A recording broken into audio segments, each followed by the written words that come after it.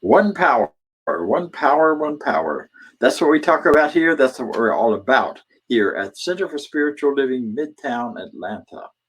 I want to welcome you and thank you for being with us. Let you know that such is the nature of life, that all it asks and all it wants is the opportunity to appear. You're that opportunity, so am I, and so it is. Being that opportunity for life to appear means that there is that within us which is powerful and important and matters completely and ultimately. It means that you are loved with a love bigger and greater than you can imagine. You are empowered to live with freedom, with joy, and according to your highest and greatest idea of your good. We here at the Center for Spiritual Living support each other in that growth and in that direction and in that adventure of living. We do that by recognizing that each one of us is an experience or an expression of the divine. We are God's opportunity, life's opportunity to be something different, something particular and unique. And therefore, we celebrate you, whoever you are, whatever your path, however you identify yourself, whatever your pronouns, whatever your understanding of yourself in terms of how you fit into the larger world here, however that goes, whatever that looks like, we celebrate you and we support you. And we can do that because we know and understand at depth who you truly are. Even though we may not know your personality, we may not know your individual taste, likes or dislikes, we know that you are an expression of the divine. So when we think of you, when we look at you, when we see your responses on to our talks and to the things that are happening as we are together here online, we just see infinite life showing up in beautiful and wonderful ways. So wherever you are on the planet, wherever you are in life, we celebrate you, we welcome you, and we're so glad that you're here with us. And that you're choosing to take some time for yourself by taking some time for these good ideas. So, more of our good ideas come through our sharing with you some of what we believe, some of what we are working toward in our principle and our principles of life and of living. And we're going to do that right now with our version, but our separated out part of the Declaration of Principles that were first written by our founder, Dr. Ernest Holmes. Here.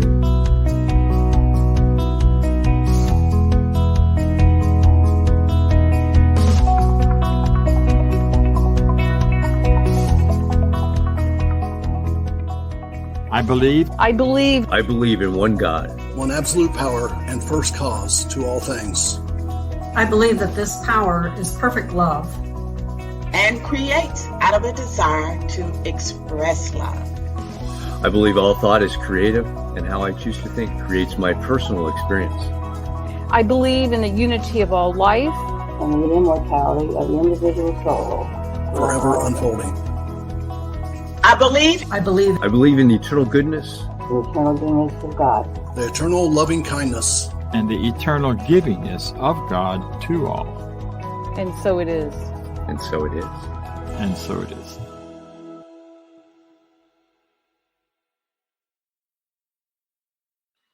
And so it is. There's much more to see and know about that Declaration of Principle. You can find it on our website, cslmidtown.org, where it's laid out in all of its sections and parts. And throughout the year, I bring you talks and conversations about different parts of those. Now, you saw and heard from some of our practitioners on that video. Now we're going to hear from another practitioner. A practitioner is someone who's studied these principles, who's put them to work for themselves in their lives in rich and wonderful ways, and know how to know these truths for other people in a way that can support you in your life as you go forward. So today we'll hear from one of our wonderful practitioners, a dear friend from many years, from far, far away. Well, not that far away. She's down in Florida in St. Petersburg, and she comes to us to share some thoughts and then to lead us in an affirmative prayer. Norma, thank you. Yes. Dr. Bob, thank you so much. I really appreciate being here today as we are talking about successful living. You know, there are certain ideas or concepts that we must incorporate in our mind if we are to have a successful life. And our subconscious mind must be filled with ideas of faith and truth. In 1974, I don't know if some of you may remember Reverend Ike, a Black minister in New York City, was a speaker on the science of living, where he told his followers, in this game of life, you must be your own cheerleader. Only then will others join in cheering you. Too many people are waiting for others to start cheering them before they will start doing anything for themselves. But you know, you must root and raw for yourself in your own mind. He said, to be a winner in the game of life, you must decide to be a winner. You have to decide what you want to be, to do, and to have. You must declare for yourself, I am in the game of life to be a winner. In some ways of rooting and rawing for ourselves and filling our mind, we fill our mind with some of the ideas as in the following. He said that you must say right here and right now, I have made up my mind that I'm going to play the game of life and win. I'm playing the game of life in my favor. I'm playing the game of life on my side. By means of the God power within me, I cheer myself on. I see my visions. I dream my dreams. I see myself as a successful person. I see myself as a prosperous person. I see and feel myself enjoying money. I am on my side. Thank you, God, in me. Thank you, God, in me. Our founder, Dr. Ernest Holmes, stated, such is the power of right thinking that it cancels and erases everything unlike itself. So place no limit on principle. It answers every question, solves every problem, and is a solution to every difficulty. Now I invite you to join me in treatment. And as I speak in the first person,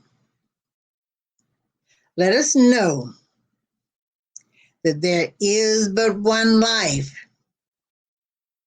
That life is God. That life is truly my life right here and right now. As this one life, I live, move, and experience my perfect being. I know that I was created in the image and likeness of God, and my every step is ordered by the law of God. God guides me, guards me, sustains and maintains me as a channel of his peace.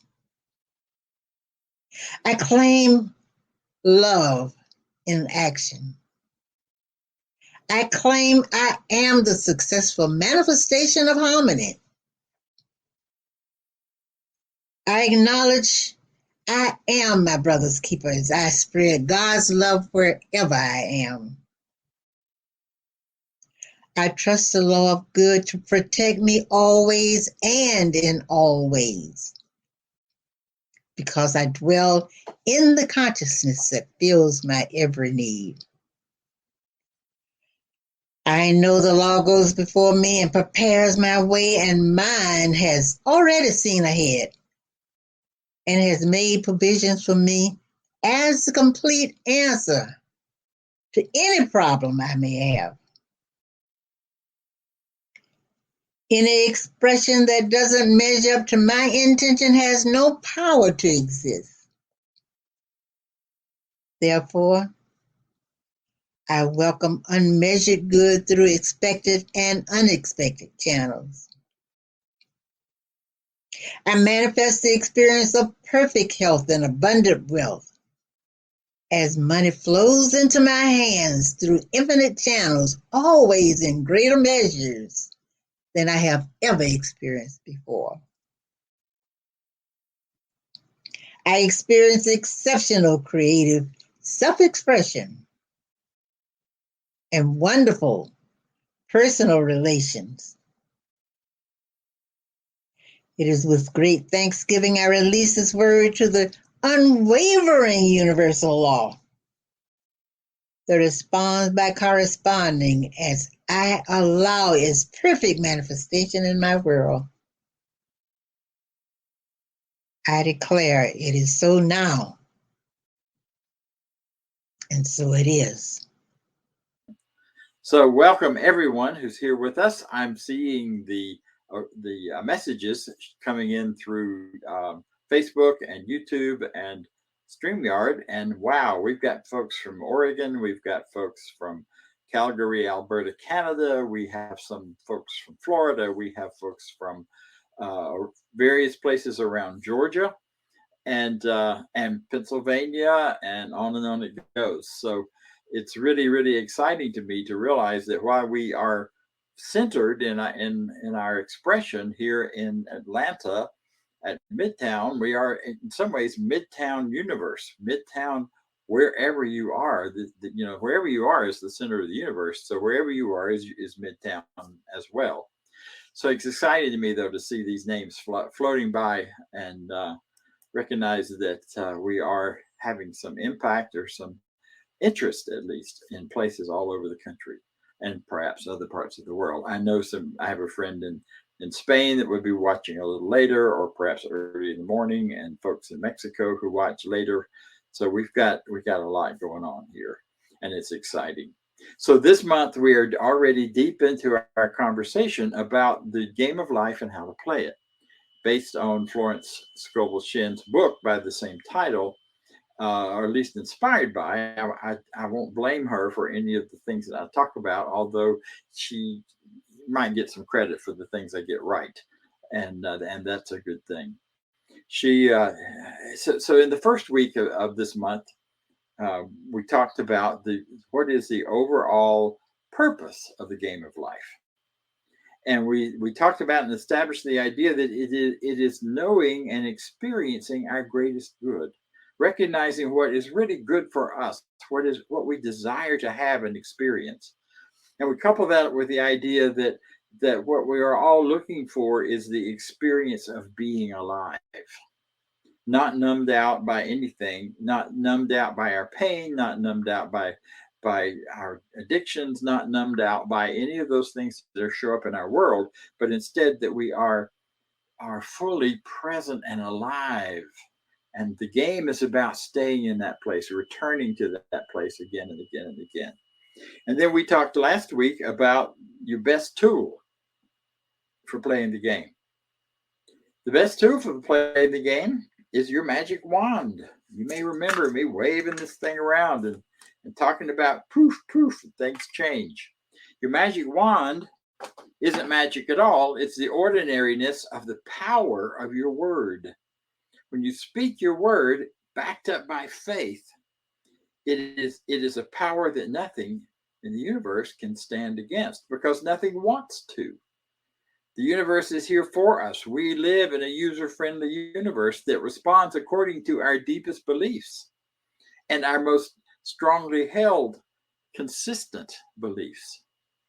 So when we speak our word from that place, that is our magic wand that brings about the game of life, moving us through that game with ease, with grace. Today, we're going to talk about strategies. You can't play a game without a strategy. I was playing cards with some friends this week, and Something I don't do very often, but I did because it was an opportunity to be with some new people and to get to know them. My strategy in playing the game very simply was to get to know them and to have a conversation and interact and relate and be really connected with feeling alive. Each of them had their own strategies for playing.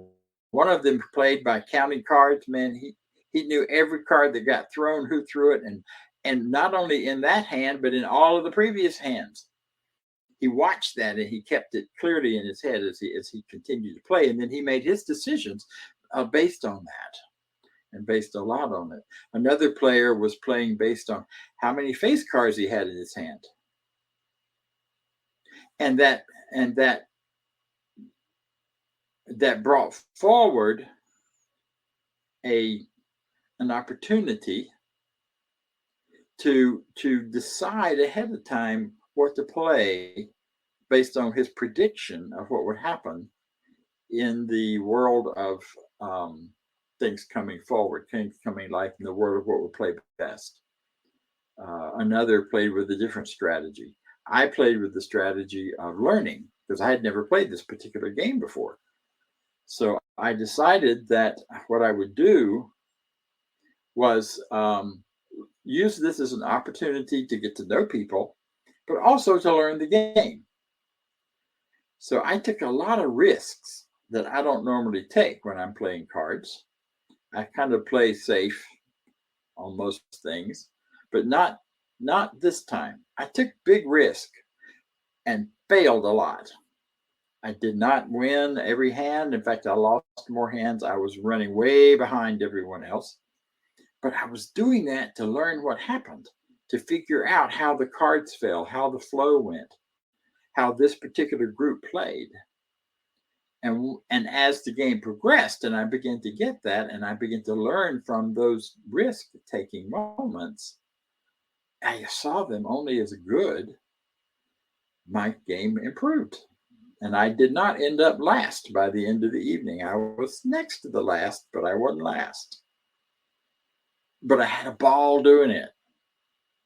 And, it wasn't about winning. It was about connecting and it was about learning. And that's what I chose to play from.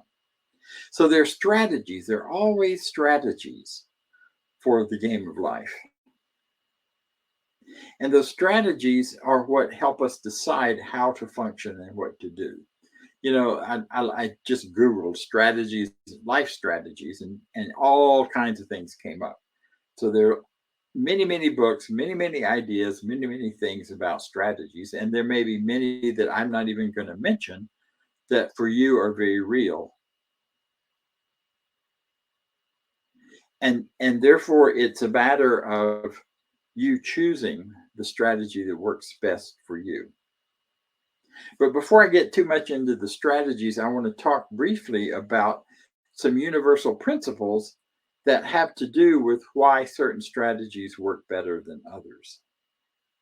There's some universal realities that are present and true and that happen across the board.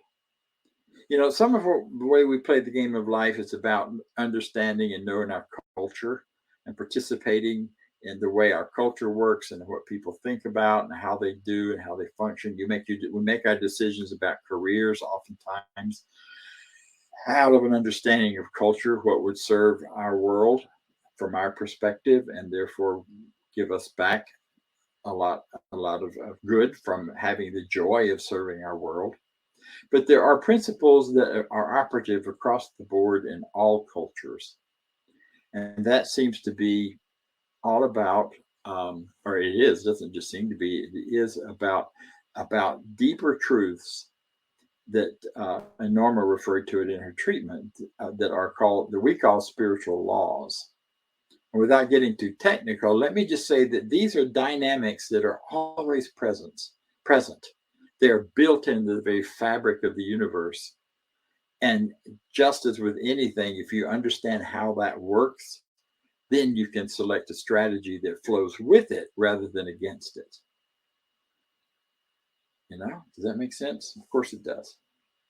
So some of those strategies that we build on, some of those spiritual laws are the recognition that there is only one power, not two, not three, not four.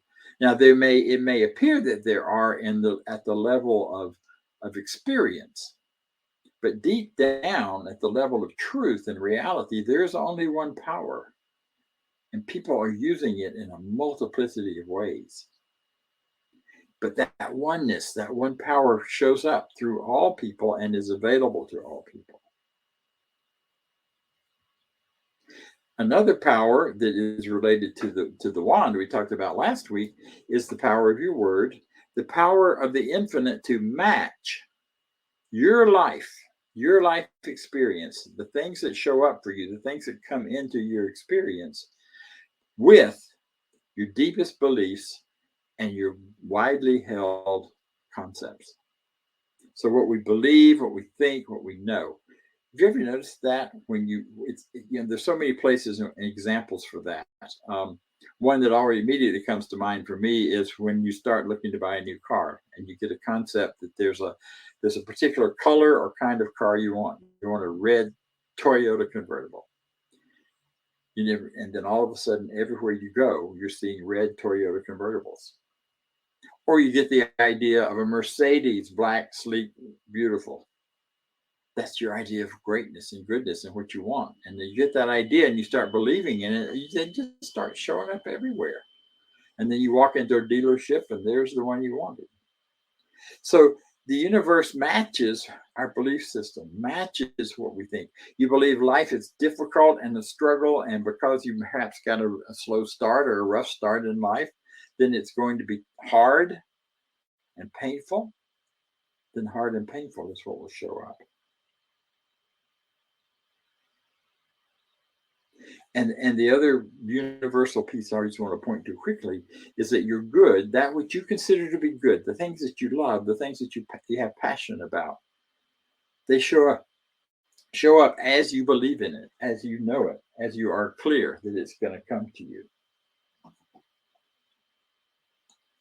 And this passion, this truth, this reality is matched. The great teacher said it first, or said it somewhere back there. It is done unto you as you believe. Now, that's a universal reality. That's not something you can conjure up or make happen. It just is the truth. So what about strategies?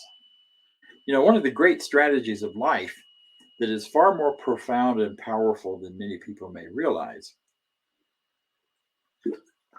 is the strategy of life that shows up in every major religion in its teaching and in its principle of how to live in the world. And that is the golden rule, as it's called in this culture. The golden rule. Well, you've heard it all your life. What do you mean that's a great strategy of life?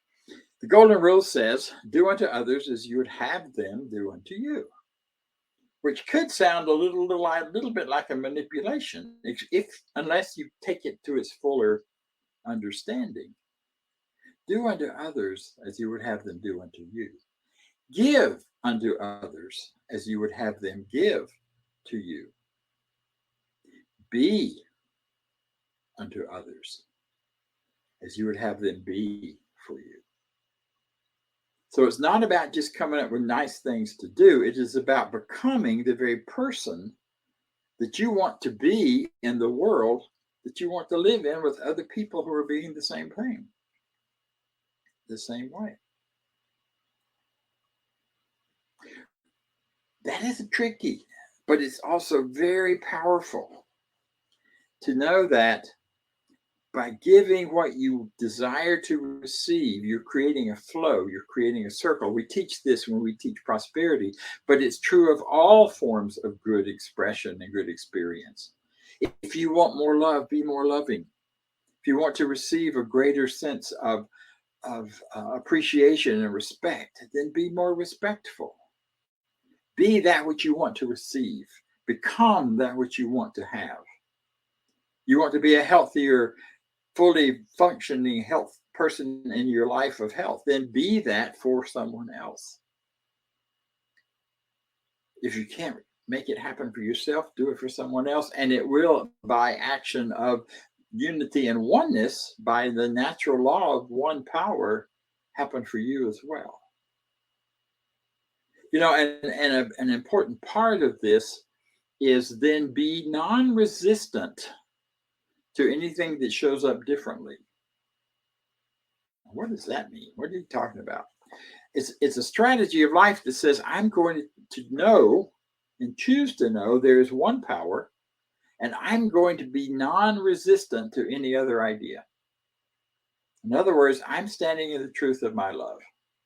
If you don't love me, or you don't like me, or you think I'm dumb, or whatever language you may want to put on that in relationships, we have that in relationships. I'm not going to resist that. I'm not going to try to talk you out of that. I'm not going to try to create a different way for you to think about me. All I'm going to do is take a non-resistant stance and continue to love you. Now, we know that things happen, that we learn these things in various religions, that in I believe it's Taekwondo, where the greatest power is not from pushing against your opponent, but taking your opponent's power and letting it pass by you. Taking what your opponent's attack and allowing it to go by if there's an attack. No power in the world can stand against the power of non-resistance. Gandhi taught us that, showed it to us, demonstrated it. Martin Luther King Jr. demonstrated it in this country, and it's still true whether people choose to practice it or not. Non-resistance, nothing can stand against it. There's a beautiful way to put that into practice, in that in empowered thought, in that idea of creating in that non-resistance, then using that magic wand to create that which you wish to experience as along with or instead of that resistance. And that is the power of gratitude. It's kind of like when I was playing the card game. Losing a hand, even losing the whole game, that could have been a source of great upset and anger for me, especially if I'm in those days and moments when I'm all into competition and I need to win, because winning the game of life is about you not winning it. But when my goal is to learn, then winning the game of life is simply about learning from all of the aspects of the game of life.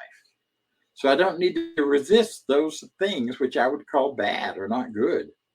I don't need to push back against them. I need to recognize them as part of what is being done to help me gain and become the person I want to be. Now, sometimes that's really hard to see when what happens is very painful or hurtful. But there is always a way in which everything that seems to be done to you is done for you.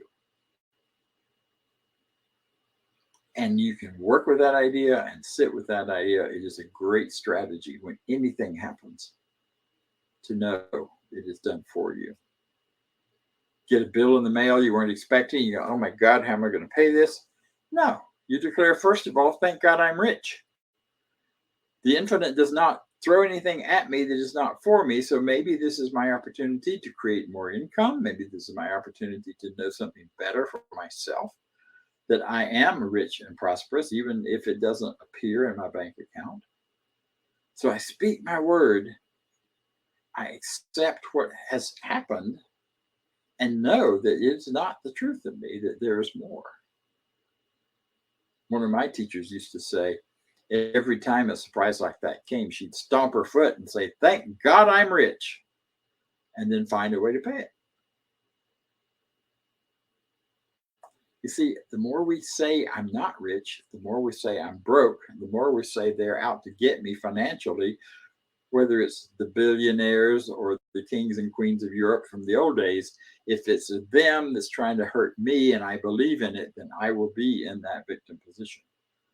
And life is not about being a victim. Life is about living a victorious, joyful experience. So taking that position of non-resistance and using and transforming, then using your word to transform those experiences into something more powerful and greater. Not by making them wrong, but by knowing better what's there.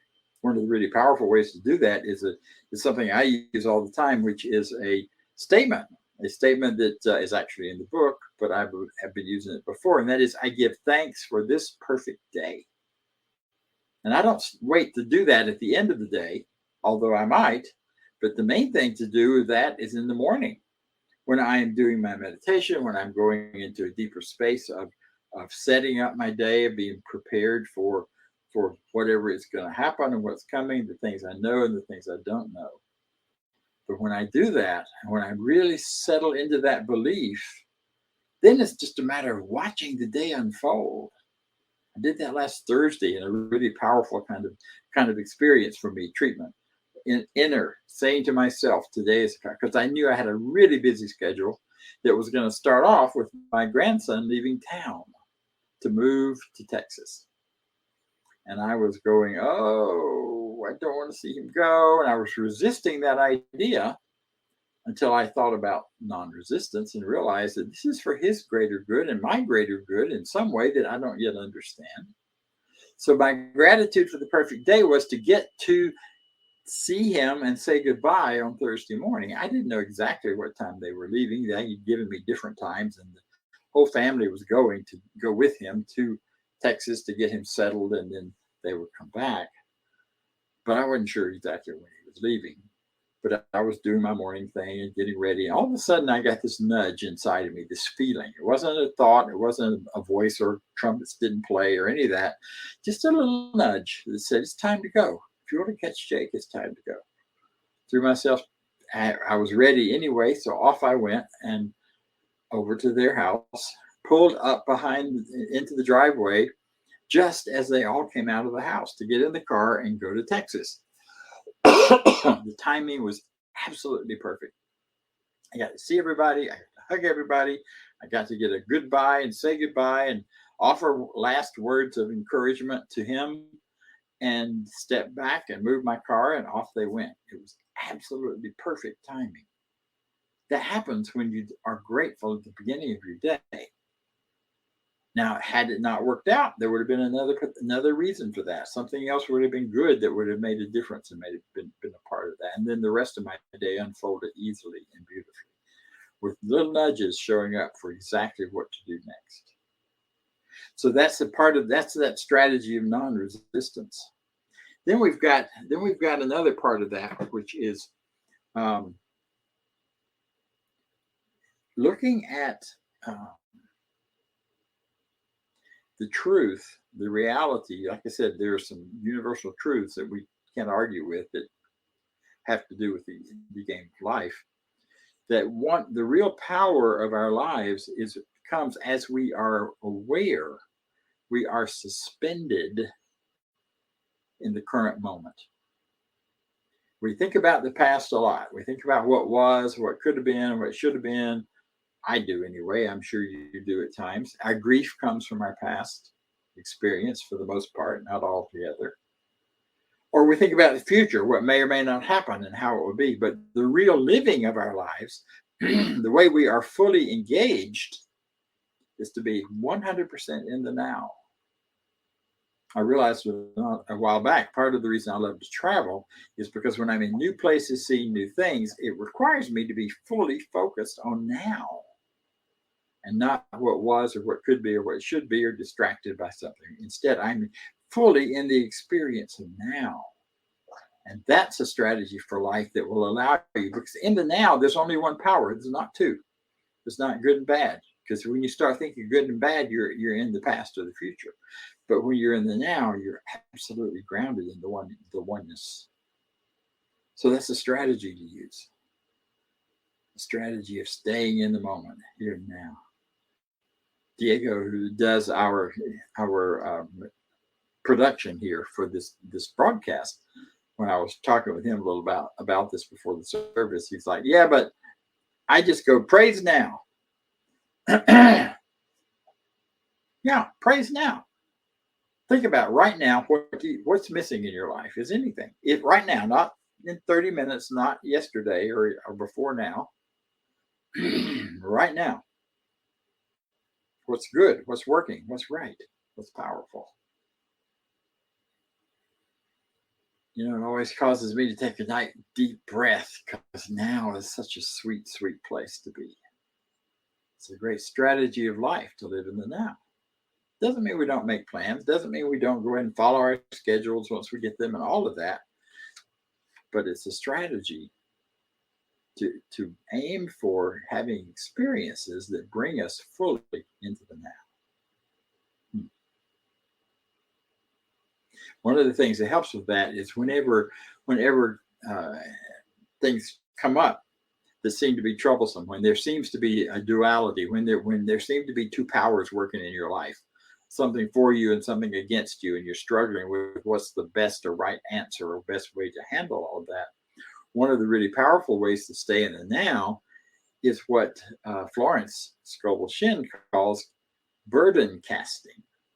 And you may have heard it if you're from a Christian background, cast your burdens upon the Lord God, whatever. But what you're really doing is casting your burden on the infinite power of oneness within you.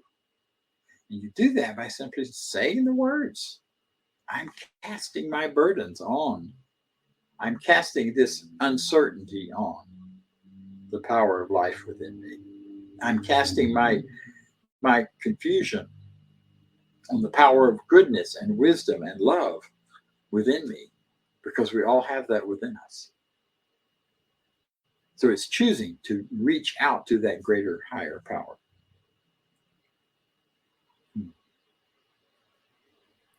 And then the other part of the game that has to do with strategy is really getting clear about what your purpose is. We're going to talk more about this in the next couple of weeks, but right now, just to say that when you know your purpose, then you know the strategy that will get you there. If my purpose had been to win that game on the other night, then my strategy would have been very different. I would have gone online and I would have learned all I could about the game, and I'd looked at all the videos and I figured, because all that stuff's available to us. Figured it all out, walked in there playing dumb, and then tried to use that to win.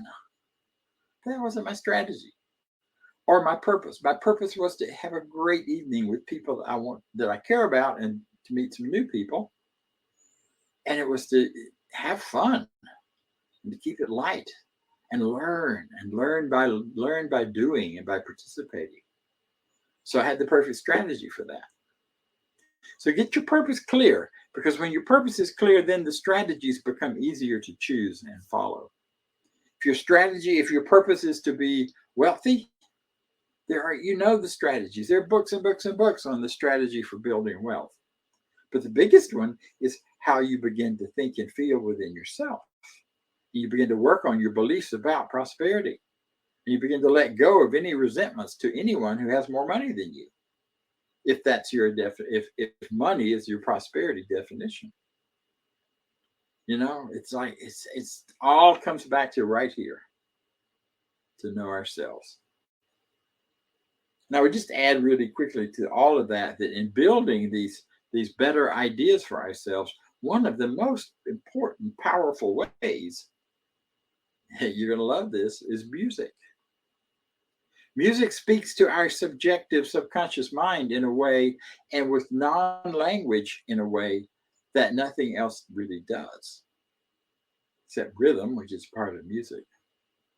So if you're working on something, if you're thinking about, this is what I want to be in the moment, I want to be in the now. Listen to music that really grabs you and brings you into this moment where all you can really think about is that music. And then dance to it. You see me dancing. Sometimes he cuts me into the screen a little early, and you see me wiggling around and dancing to the songs, because that physical movement takes it into my body and into my consciousness in a deeper way. It being my belief, whatever belief I want to establish. Dance it in, dance it out. Establish that purpose and that clarity of truth for yourself. So the nutshell of this is that the best, most powerful strategy of life that aligns with the strategy of the universe and how it operates is that we give to receive, we receive to give. Not in a manipulative way, but if that which you want more of you feel is missing, then you've got to give it to yourself in consciousness first. Because then the universe just goes in a high gear and starts making it happen in your world around you. But as long as you're not sure, you don't believe it, as long as there's fear there are wonderful strategies for turning fear into faith. Fear is just faith in that which you don't want, or that which you believe will do harm to you. But in a world of one power, nothing ultimately does harm to you. This uncomfortable, harmful experience is yes. But your soul, your being, your whole innerness can't be harmed. So fear to faith is shifting that energy of fear, that faith energy you're putting towards that which you don't want, into faith in what you do want. I am prosperous. I give thanks for my perfect day. I am right here, right now, in the very best world I can be in. See, all of this can work for you, but you need to decide what is your strategy, what is your purpose. Learn how to use that magic wand in a way that you perhaps have done, that you can do more powerfully than ever before. Because you deserve the very best life you can have. And so do I. And so it is. Thank you. Now let's hear from Vance. Thanks, Dr. Bob. That was a wonderful talk this morning. And that law of circulation you were talking about, living in the moment, projecting that, having an amazing life. So in that idea of prosperity and generosity and giving, you have an opportunity now to give with us. And you can donate at cslmidtown.org/donate, or click on the QR code. It'll take you right to the donation site. You can set up a one-time donation or ongoing giving as you plan on doing for your giving with us. So if you will now with me, say our affirmation of prosperity. I live in a universe of abundance. As I freely and joyfully give, I join in the divine flow. And all I share with life returns to me, multiplied abundantly. And so it is. Now we'll go back to Dr. Bob for some announcements. So this coming week, we have a couple of things coming up. On Tuesday, we have Boost, which is an opportunity to come together and support one another in boosting our lives and boosting our consciousness by boosting our empowered word, by working to clear out anything within us, obliterate, as Scoble Shin says, the ideas that are contrary to our good and what we know our good to be. So it's an opportunity to do that, to discuss among ourselves, and then to do some spiritual mind treatment, which is an affirmative prayer, which is designed to work on our consciousness, to work on our truth, and to bring us to a higher and greater idea of life. So join me, if you will, if you'd like to, on Tuesday at this same Zoom link. If you're on the Zoom, if not, go to the website. It has the link there, as well as a description of what's happening on Tuesday. Next week, on Sunday morning, we have a discussion group, an adult discussion group, that is about walking through the book Living the Science of Mind, which is a rich, rich resource of ideas for living well. And it is led by our practitioners. We invite you to join us also on Zoom for that particular time. It's from 10 to 10:45. And then many people hop off of Zoom and over to other platforms to watch the talk and the service. And then at the end of the service today, like right now, in just about 5 minutes, we will be together on Zoom, on that Zoom link, to have a bit of a conversation, to just catch up and touch base with each other. This is a community, a deep, rich, wonderful community. So we invite you to join us and be part of it on Zoom. And I think that's the announcements. So right now, let's share in our closing affirmation. I leave this place now knowing something better than I knew before. I go forth into the world with a heart full of love and a mind full of good sense. I look at the world in a greater way, knowing that I have within me everything I need to create the life I desire. I give thanks for this understanding, and I am grateful for the spirit of life that lives through me. And so it is. Hope to see you all next week. We'll be broadcasting from Mexico.